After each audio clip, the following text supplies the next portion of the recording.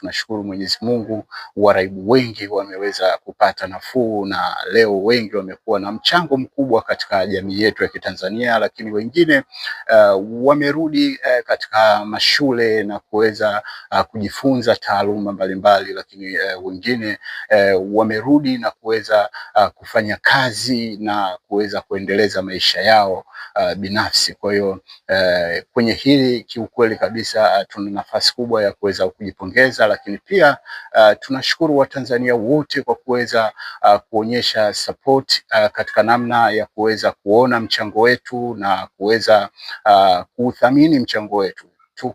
Tuna unyenyekevu zaidi kwa Watanzania na tunawashukuru sana.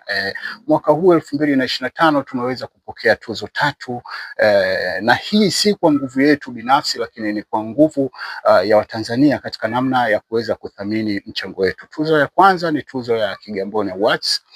Tumeweza kuipata hii Kigamboni Awards. Leo Drug Abuse Prevention Organization mchango wake umeweza kuonekana katika wilaya yetu ya Kigamboni, na tunashukuru tumeweza kuwasaidia vijana wengi Kigamboni kuweza kutengemaa na leo wanafanya shughuli zao kama kawaida. Lakini tuzo ya pili ni tuzo hii ya Tanzania Top Tanzania Global Awards. Tunaona hii si kwa juhudi ya kwetu sisi binafsi, lakini pia Mwenyezi Mungu katika namna alivyoweza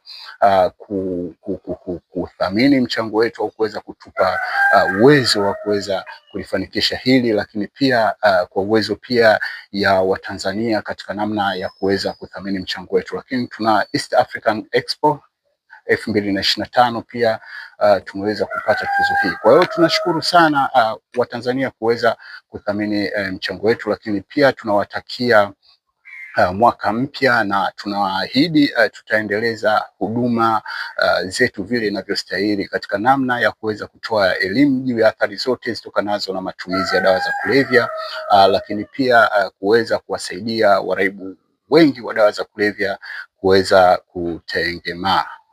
Tutahakikisha tunaendeleza huduma hii ili Tanzania iweze kuwa salama bila wauzaji wa dawa za kulevya, bila watumiaji wa dawa za kulevya. Tanzania bila wauzaji na watumiaji wa dawa za kulevya inawezekana. Kataa dawa za kulevya, timiza malengo yako.